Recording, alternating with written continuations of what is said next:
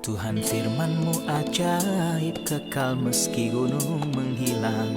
Tiada huruf yang gagal, tak terpatahkan siasat. Hidup seperti-Mu ya Allah, lebih dari emas. Aku bersaksi kitab-Mu, kitab yang suci. Mendengarkan firman-Mu, hibur hati yang luka. Terangilah langkahku kemanapun ku pergi. Biarkanlah firman-Mu berkuasa atasku. Ubahkanku, bebaskanku, ku mau menyenangkan-Mu. Salam Jumpa pemirsa terkasih, saya menyambut Anda sekalian dimanapun Anda berada. Dalam episode terbaru, program studi harian kita, Semua Kitab Suci. Dalam program ini kami mempelajari semua kitab yang ada di dalam Alkitab, dari Kejadian hingga Wahyu. Dalam studi kita tentang kitab Yehezkiel, kita telah mencapai pasal 43, 44, dan 45, dan ini adalah episode terakhir dari studi kami dalam kitab yang hebat ini. Untuk memulai, izinkan saya untuk menyambut tamu kehormatan di studio, seorang hamba Tuhan, Saudara Yosef Riyad. Selamat datang, Saudara Yosef. Terima kasih, Saudara Riyad. Kami juga menyambut hadirin di studio, selamat datang. Pemirsa terkasih, kita akan segera memulai pembelajaran, jadi tetaplah bersama kami.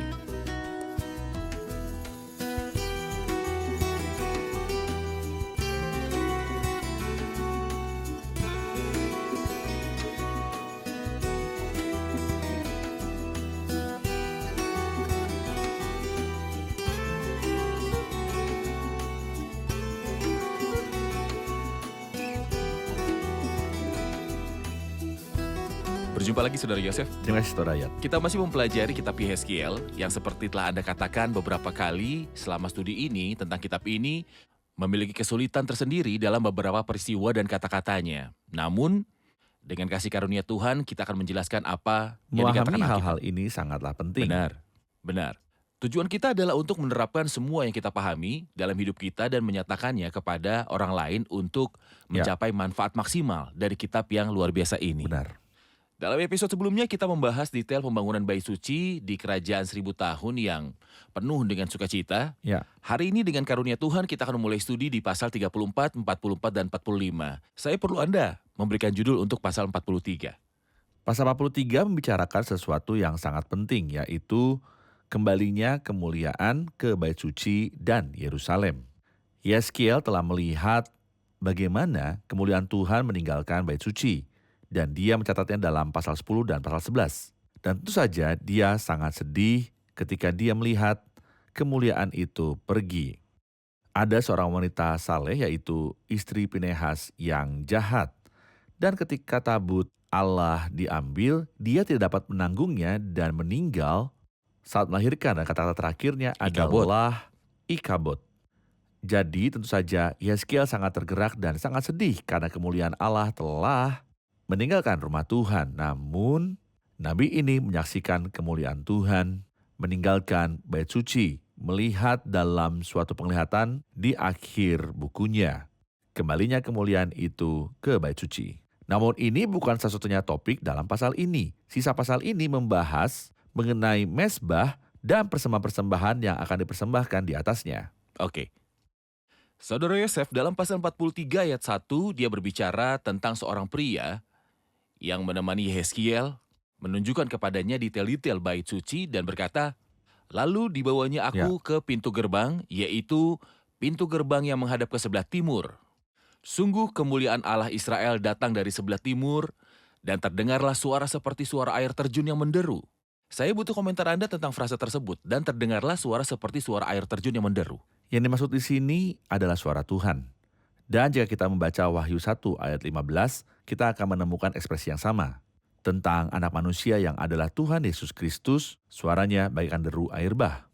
Tuhan di sini sedang berbicara, dan tentu saja ketika Tuhan berbicara, suaranya tidak akan seperti suaraku, tapi seperti suara air yang banyak yang berarti keagungan dan kebesaran. Dalam ayat 7 setelah dia mendengarkan kata-kata itu dan dia berfirman kepadaku, hai anak manusia, inilah tempat tahtaku. Jadi pembicara di sini adalah Tuhan sendiri. Dan itulah sebabnya tidak mengherankan bahwa suaranya seperti suara air yang banyak.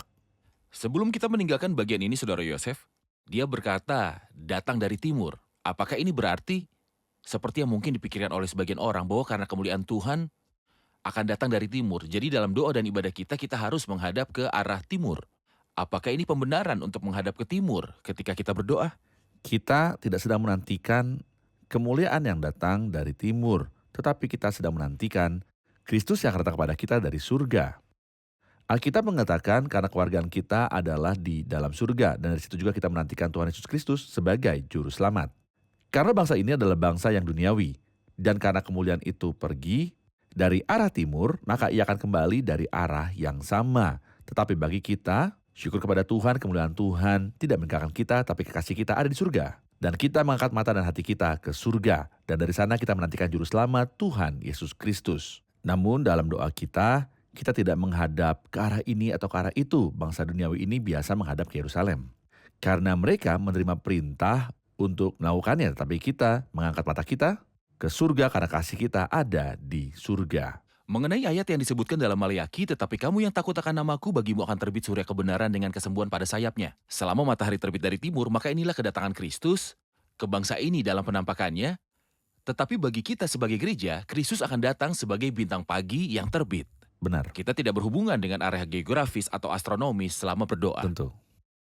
Dalam konteks pembicaraan ini, dia berkata dalam ayat 7 pasal 43, dan ia berfirman kepadaku, hai anak manusia, inilah tempat tahtaku dan inilah tempat tapak kakiku. Disinilah aku akan diam di tengah-tengah orang-orang Israel untuk selama-lamanya, dan kaum Israel tidak lagi akan menajiskan namaku yang kudus, baik mereka maupun raja-raja mereka, dengan persundalan mereka, atau dengan mayat raja-raja mereka yang sudah mati, juga tidak dengan meletakkan ambang pintu mereka dekat ambang pintuku, atau mendirikan tiang-tiang pintu mereka dekat tiang-tiang pintuku, sehingga hanya dinding yang memisahkan aku dari mereka. Mereka menajiskan umatku yang kudus dengan perbuatan-perbuatan mereka yang keji. Maka dari itu aku menghabiskan mereka dalam amarahku. Pertanyaan saya, apakah arti dari perkataan ini, Saudara Yosef? Sebelum saya menjawab pertanyaan ini, saya ingin untuk menarik perhatian pada pasal besar ini yang berbicara tentang kembalinya kejayaan. Mengingatkan kita akan apa yang disebutkan dalam Hagai pasal 2 ayat yang ke-10. Adapun rumah ini, kemegahannya yang kemudian akan melebihi kemegahannya yang semula. Sesungguhnya kemuliaan tidak hanya sampai ke rumah, tapi kita membaca di Yesaya pasal 6 ayat 3, seluruh bumi penuh kemuliaannya, dan kita membacanya di Yesaya pasal 4, sebab di atas semuanya itu akan ada kemuliaan Tuhan sebagai tudung. Ini berarti kemuliaan Tuhan akan mencakup semuanya di dalam kerajaan 1000 tahun Ya. Kristus. Jadi itu adalah hal yang hebat yang kita baca di pasal ini, sedang kemuliaan Tuhan masuk ke dalam bait suci. Tapi ayat yang Anda tanyakan tentang adalah kontras dengan ini, dikatakan dan kaum Israel tidak lagi akan menajiskan namaku yang kudus, baik mereka maupun raja-raja mereka dengan persundalan mereka atau dengan mayat raja-raja mereka yang sudah mati, juga tidak dengan meletakkan ambang pintu mereka dekat ambang pintuku. Mari kita membaca 2 ayat. Ya, Ayat pertama ditulis dalam 2 Raja-Raja, pasalnya yang ke-21, mengenai Raja Manasye dan apa yang telah dia lakukan. Di dalam 2 Raja-Raja pasal 21 ayat 5, dia berkata, dan ia mendirikan juga mezbah-mezbah bagi segenap tentara langit di kedua pelataran rumah Tuhan. Berani sekali dia membangun mezbah untuk seluruh bala tentara langit di dalam rumah Tuhan. Di sini ia meletakkan ambang pintu mereka dekat ambang pintu Tuhan, yang berarti dia menantang Tuhan. Betapa kasar bahwa dia menyembah berhala di rumah Tuhan, dan bahkan tidak berusaha untuk menyembunyikan dari Tuhan saat melakukannya. Dalam kitab 2 Tawarikh pasal 33 ayat 7, patung berhala ditaruhnya di dalam rumah Tuhan. Padahal mengenai tempat itu, Allah telah berkata kepada Daud dan Salomo putranya, rumahku di Yerusalem ini yang telah kupilih dari antara ke-12 wilayah suku Israel adalah tempat yang kutentukan sebagai tempat ibadah kepadaku untuk selama-lamanya. Seolah mereka menantang Tuhan dengan berkata, di tempat yang sama di mana engkau telah menaruh namamu, kami akan meletakkan gambar patung berhala. Mereka bermaksud untuk memprovokasi mereka Tuhan. menantang Tuhan. Mereka menantang Tuhan. Di sini dia mengatakan bahwa itu tidak akan terjadi lagi. Mereka tidak akan lagi menaruh ambang pintu mereka di dekat ambang pintuku. Dan tiang pintu mereka di samping tiang pintuku. Mereka akan menyembah Tuhan dengan satu hati dan hati yang tulus. Oke. Dalam ayat 12 dia mengatakan, inilah ketentuan mengenai bait suci itu, seluruh daerah yang di puncak gunung itu adalah maha kudus. Sungguh inilah ketentuan mengenai bait suci itu. Ini adalah referensi lain tentang kekudusan. Dan seperti yang kita ketahui dari pasal 41 hingga akhir kitab, dia sering berbicara tentang kekudusan. Apa yang Anda lihat dalam hal ini? Saya melihat bahwa kekudusan adalah kualitas yang tak tergantikan. Mengenai Tuhan dan namanya yang kudus, kita membaca apa yang dikatakan Maria sang perawan yang diberkati dalam nyanyiannya. Karena yang Maha Kuasa telah melakukan perbuatan-perbuatan besar kepadaku dan namanya adalah kudus. Dan dalam Mazmur 99 kita membaca 3 kali kuduslah ia. Dan dalam Mazmur 93 ayat terakhir mengatakan bait-Mu layak kudus ya Tuhan untuk sepanjang masa. Tentu saja di sini baik bait maupun kekudusan bersifat harafiah. Adapun kita di Perjanjian Baru, kita adalah rumahnya. Sebuah rumah yang bukan terbuat dari batu biasa, tapi kita adalah batu hidup yang membentuk rumah rohani seperti yang dikatakan Rasul Petrus. Kekudusan adalah hal yang wajib di rumah Tuhan. Jadi seorang harus menjaga kekudusan secara moral, gerejawi, dan doktrinal. Karena kita hidup di dunia yang rusak, kita harus menjaga kekudusan. Di sini dia mengatakan inilah ketentuan mengenai bait suci itu. Maksudnya, ini tidak bisa menjadi rumah Tuhan tanpa kekudusan. Ini tidak bisa sama sekali. Ya, benar. Kita akan saksikan laporan dan kembali untuk melanjutkan studi. Tidak ada nabi yang lebih fokus pada kemuliaan dan juga kekudusan Tuhan seperti yang dilakukan oleh Nabi Yeskiel. Yeskiel melihat kemuliaan Tuhan, fokus Yeskiel adalah pada hukuman Tuhan. Tuhan tidak ingin ada yang dihukum. Itulah sebabnya Tuhan berulang kali memperingatkan umatnya bahwa jika mereka tidak kembali kepadanya, Dia akan menghukum bangsa Yerusalem. Hal-hal ini berjalan dengan baik di Yerusalem, di kota Yerusalem. Jika kota itu ingin menikmati berkat Tuhan, hal-hal ini harus diperbaiki.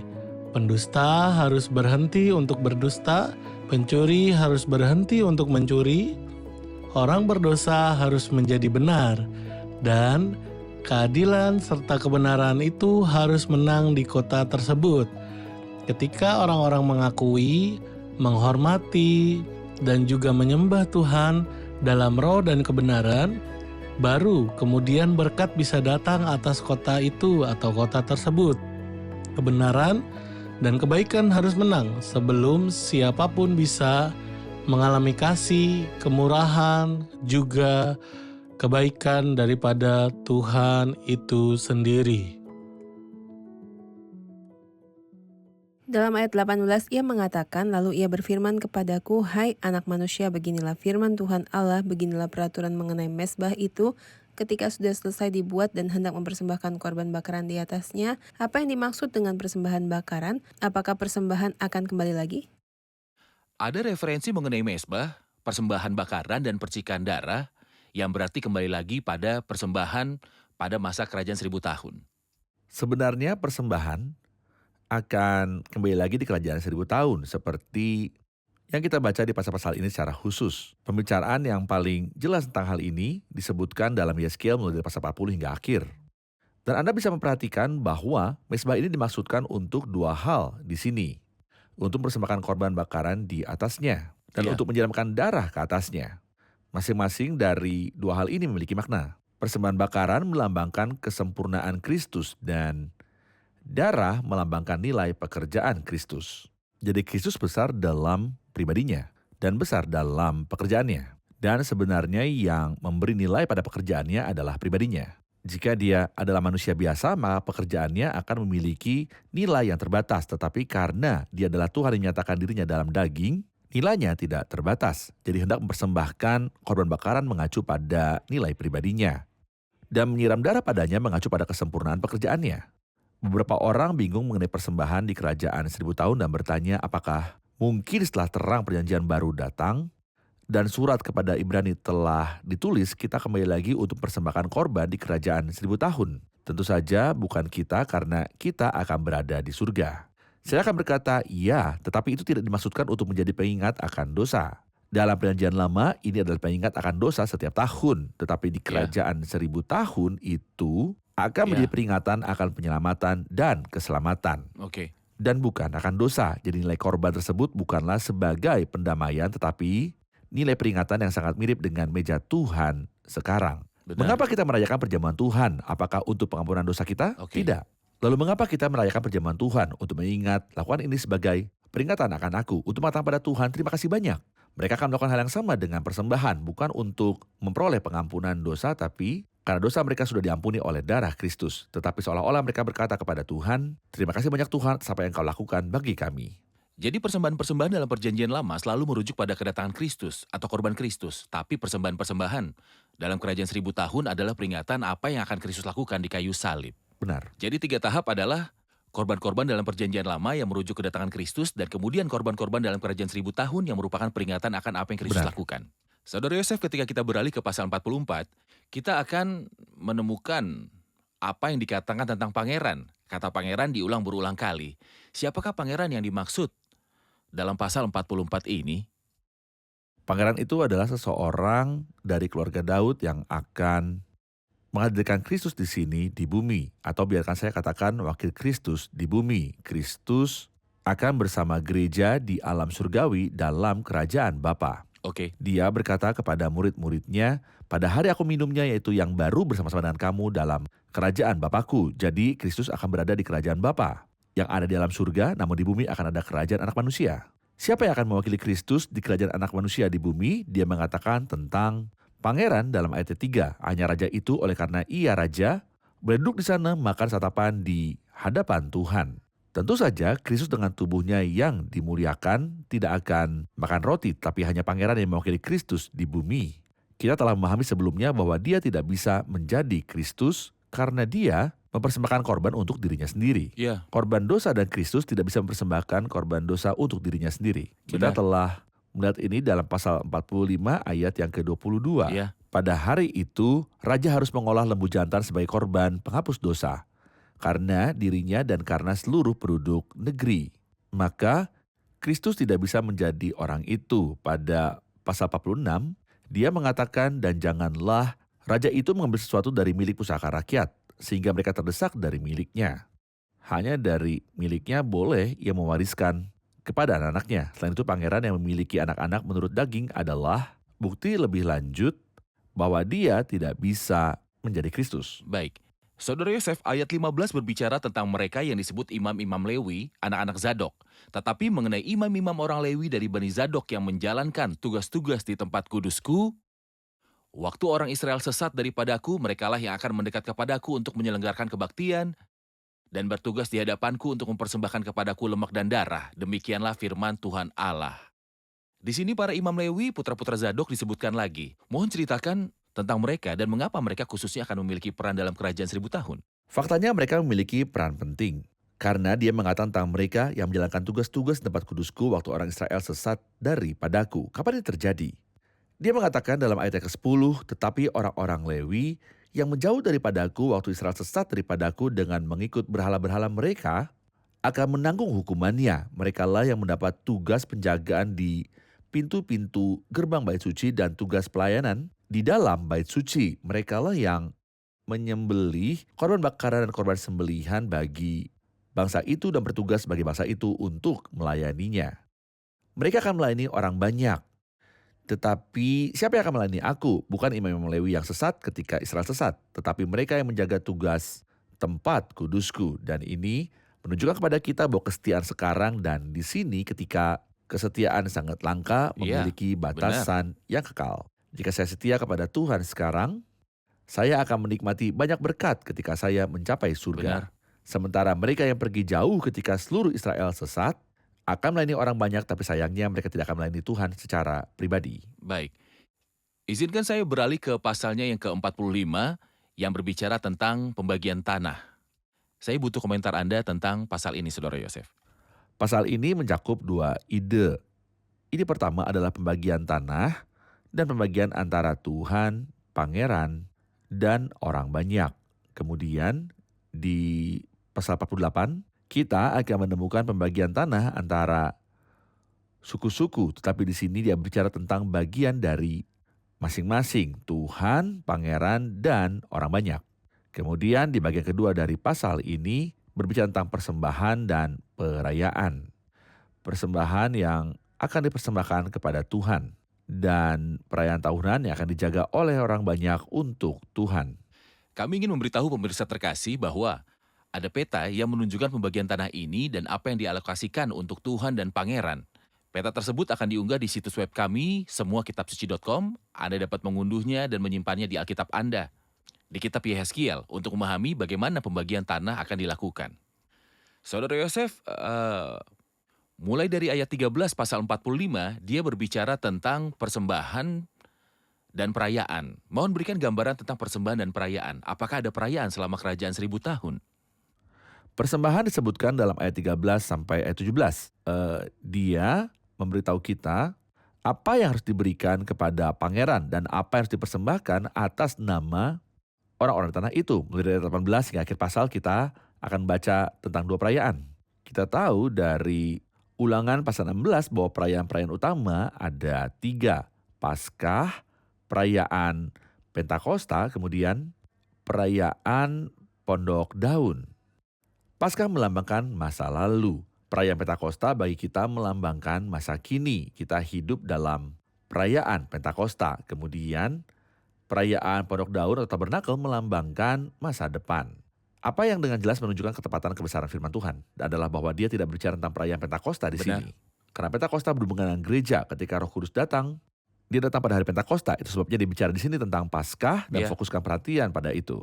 Dan bicara tentang perayaan Pondok Daun dan menyebutnya perayaan. Dalam ayat 25, dia berkata, selama 7 hari perayaan itu. Di mana Pentakosta? Tidak disebutkan tentang itu dan hal itu tidak dilewati secara tidak sengaja, melainkan disengaja. Mengapa? Karena pada hari raya Pentakosta, kamu harus mempersembahkan korban sajian yang baru kepada Tuhan, membawa 2 buah roti unjukan. 2 roti ini melambangkan gereja yang tidak orang Yahudi dan bukan Yahudi. Jadi tidak ada penyebutan tentang perayaan Pentakosta di sini dan yang disebutkan adalah Paskah, yang merupakan dasar dari semua perayaan dan dasar dari hubungan dengan Tuhan. Benar. Kemudian perayaan Pondok Daun yang tidak terlalu ditekankan karena pada saat itu mereka akan hidup dalam perayaan Pondok Daun secara rohani. Oke, terima kasih. Kita akan menerima pertanyaan hadirin. Saya memiliki pertanyaan dalam ayat 22. Dia berkata, pada hari itu raja harus mengolah lembu jantan sebagai korban penghapus dosa karena dirinya dan karena seluruh penduduk negeri. Dapatkah Anda menjelaskan ayat ini? Pangeran harus menyediakan untuk dirinya sendiri dan seluruh rakyat seekor lembu sebagai korban dosa. Apa indikasi yang ditunjukkan oleh ayat ini? Nah, ini menegaskan bagi saya bahwa pangeran tidak bisa menjadi Kristus secara pribadi karena Kristus tidak membutuhkan korban dosa. Dia melakukannya sekali, tetapi dia tidak mempersembahkan untuk dirinya sendiri. Dia mempersembahkan dirinya sendiri. Kristus yang bebas dari dosa. Tidak mempersembahkan korban dosa untuk dirinya sendiri, tetapi mempersembahkan dirinya sebagai korban dosa karena dia adalah Tuhan yang tidak mengenal dosa. Terima kasih Saudara Yosef, kita telah di akhir episode. Kita rangkum episode ini bersama hadirin.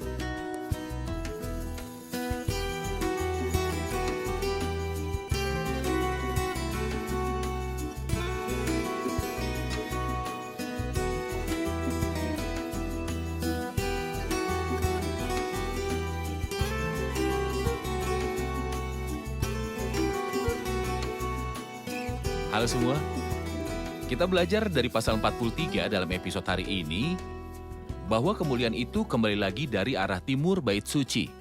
Apa yang Anda lihat dalam kembalinya kemuliaan itu? Kita membaca dalam Hagai 2 ayat yang ke-10, adapun rumah ini kemegahannya yang kemudian akan melebihi kemegahannya yang semula. Dan dalam Yesaya 6 ayat 3, seluruh bumi penuh dengan kemuliaannya, dan kemuliaannya akan menutupi segala sesuatu dalam kerajaan 1000 tahun. Dalam pasal 43 ayat 18, mezbah disebutkan sekali lagi untuk mempersembahkan korban bakaran dan juga untuk mencurahkan darah. Mengapa mezbah, korban bakaran, dan darah disebutkan lagi?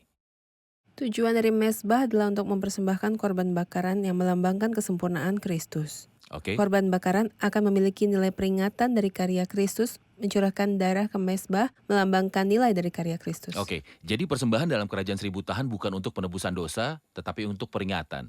Baik, Saudara Yosef. Penebusan sudah dilakukan, tapi kenangan dan rasa syukur akan bertahan selamanya. Seperti saat memecah roti saat ini adalah peringatan Benar. dari karya Kristus di kayu salib, persembahan dalam kerajaan 1000 tahun akan menjadi peringatan dari pengorbanan Kristus. Dalam pasal 45, perayaan disebutkan. Dua perayaan disebutkan secara khusus, Paskah dan perayaan Pondok Daun. Tetapi perayaan Pentakosta tidak disebutkan. Mengapa? Paskah merujuk pada masa lalu dan Pentakosta berkaitan dengan gereja sekarang, sedangkan perayaan Pondok Daun melambangkan masa depan, karena kerajaan 1000 tahun akan terjadi di masa depan. Perayaan Pentakosta tidak akan ada dalam kerajaan 1000 tahun. Jadi Pentakosta berhubungan dengan gereja dan kedatangan Roh Kudus Ya, pada hari tentu saja. Pentakosta dan pendirian gereja. Benar. Baik, Saudara Yosef?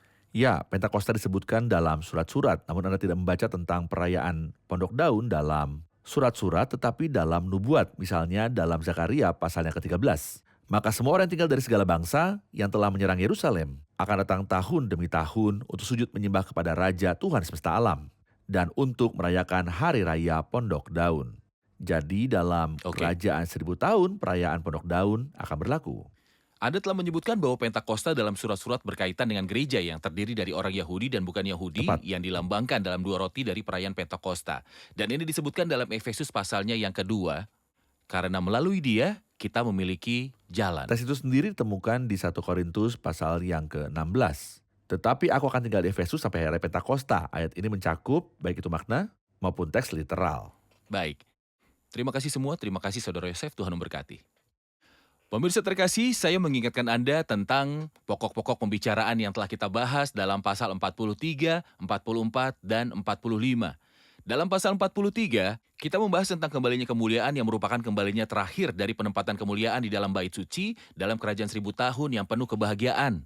Kemudian kita membahas tentang kekudusan yang akan menjadi karakter umum dari ibadah dan bait suci pada zaman kerajaan 1000 tahun yang bahagia. Akan ada mezbah tempat mempersembahkan korban bakaran dan mencurahkan darah di atasnya. Dan kita belajar bahwa korban bakaran melambangkan kesempurnaan dari Kristus dan pencurahan darah melambangkan karya Kristus. Kesempurnaan Kristus telah memberi nilai pada karya Kristus. Korban-korban dalam kerajaan 1000 tahun akan menjadi korban peringatan yang merujuk pada pengorbanan Kristus dan bukan korban penebusan. Kemudian kita berbicara dalam pasal 44 tentang pangeran yang merupakan penguasa atas nama Kristus di bumi dalam lingkup kerajaan anak manusia. Kristus sendiri akan berada dalam lingkup kerajaan Bapa bersama dengan orang-orang percaya dalam lingkup surgawi. Kemudian kita membahas tentang pembagian tanah dalam pasal 45, bagian dari Tuhan dan bagian dari pangeran. Kami juga membahas tentang perayaan-perayaan dalam pasal 45. Kita membahas dua perayaan secara khusus, Paskah dan Pondok Daun. Perayaan Pentakosta tidak disebutkan. Mengapa? Karena ini terkait dengan gereja masa kini. Ini berhubungan dengan pendirian gereja pada hari Pentakosta ketika Roh Kudus turun. Dalam kerajaan 1000 tahun akan ada peringatan untuk Paskah yang terhubung dengan umat ini dan perayaan Pondok Daun yang melambangkan takdir akhir umat ini di bawah pemerintahan 1000 tahun Kristus. Pemirsa terkasih, sampai jumpa di episode selanjutnya. Kiranya Tuhan besertamu.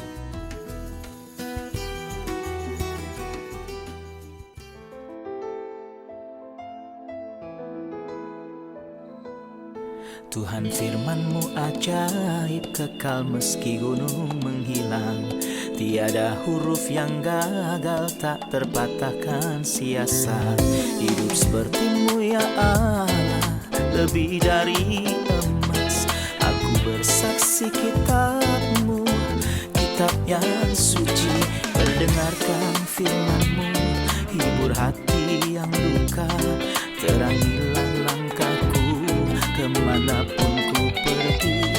Biarkanlah firman-Mu berkuasa atasku. Ubahkanku, bebaskanku, ku mau menyenangkan-Mu.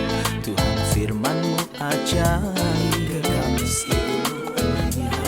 Ubah dan bebaskan aku.